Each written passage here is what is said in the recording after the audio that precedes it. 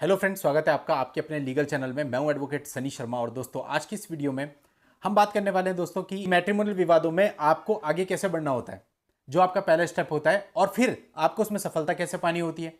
और दोस्तों देखिए, सबसे पहले आप ध्यान रखना कि आपका स्टैंड क्लियर होना चाहिए।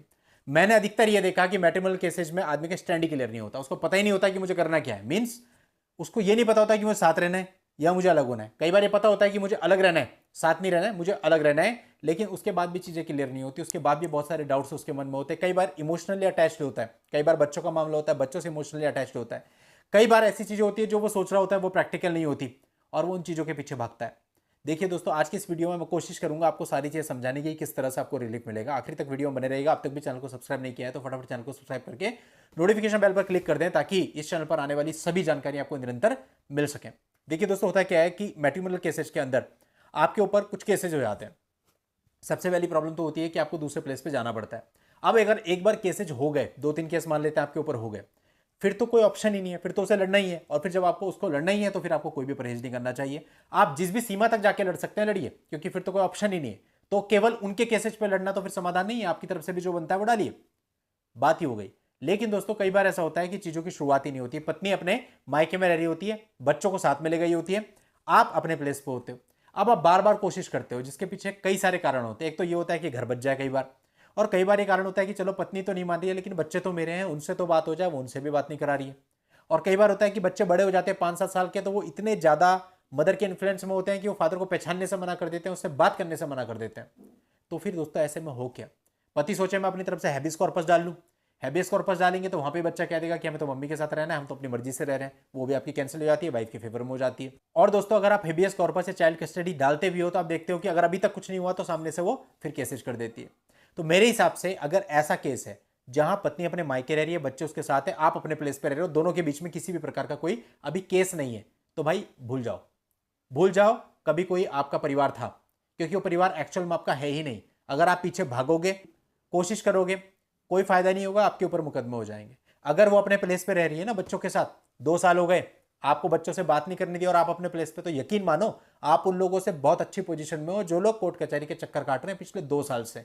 आप कम से कम सुकून से अपने घर पे तो बैठे हो, रात को सो तो रहे हो।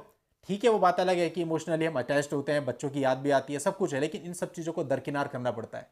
क्योंकि यदि आप आदत डालोगे तो ज्यादा अच्छा है कि आपने मान लिया, एक्सेप्ट कर लिया कि ठीक है वो चली गई और बच्चों को ले गई। आप नहीं मानोगे तो क्या होगा? आप उसे मैसेज करोगे, आप उसे वीडियो कॉल करोगे, आप कोई चार्ज कस्टडी डालोगे, हेबियस कॉर्पस डालोगे, होगा क्या? आपके ऊपर फिर 3 मुकदमे हो जाएंगे। बच्चे से तो तब भी नहीं मिलने देगी, लेकिन होगा क्या?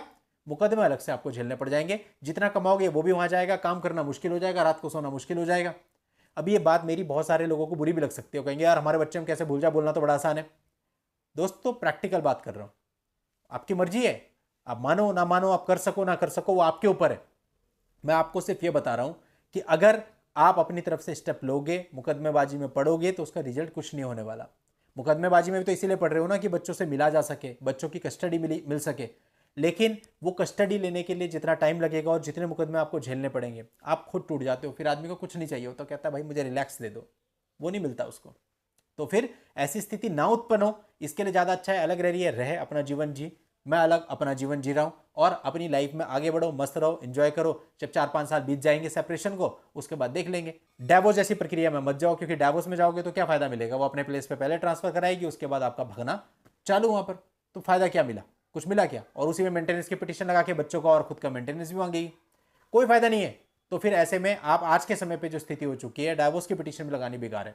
आगे बढ़ने का अगर आपका मन है तो भी, और आगे बढ़ने का मन नहीं है तो भी, डाइवोर्स की पिटीशन से आपको कुछ नहीं मिलने वाला आज के समय में। अभी रोज मैं जजमेंट देखता हूं, फैमिली कोर्ट में हुआ, वहां से 4 साल लग गए, फाइनल हुआ, जज डिक्री आई, उसके बाद उसको हाई कोर्ट में चैलेंज कर दिया गया, वहां 4 साल लग गए, फिर वो माननीय सुप्रीम कोर्ट में गई, 13-13, 14-14 साल के बाद डिग्री आ रही है। क्या फ्रेम करके दीवार पे टांगनी है वो डिग्री? क्या करोगे उस डिग्री का? प्रैक्टिकल सोचो। छोड़ो कल की बातें, कल की बात पुरानी। अभी जो पहले से चलता आ रहा है ना एक सिनेरियो, कि हाँ जी लड़की गई तो बोलना है मुझे तो साथ ही रखना है, सेक्शन 9 डालना है, या फिर डाइवोर्स डालना है, और फिर डाइवोर्स को फाइट करना है, फिर ये सब खत्म हो चुका। ये गुजरे जमाने की बात है। उसी पुरानी स्ट्रेटेजीज पे अगर आप आज भी चलते रहोगे, तो जो पुराने लोग बेचारे 10-10 साल से जिस तरह से आ रहे हैं ना, इसी तरह से आप भी जाओगे। तो आपको सोचना है, आपको वैसे ही चलना है, या फिर आपको अभी पैटर्न चेंज करना है, नए जमाने के साथ, बदलते जमाने के साथ अपडेट होना है, और सोच को अपडेट करके आराम से स्मूथली इन चीज़ों से बाहर आना है। आपका डिसीजन है।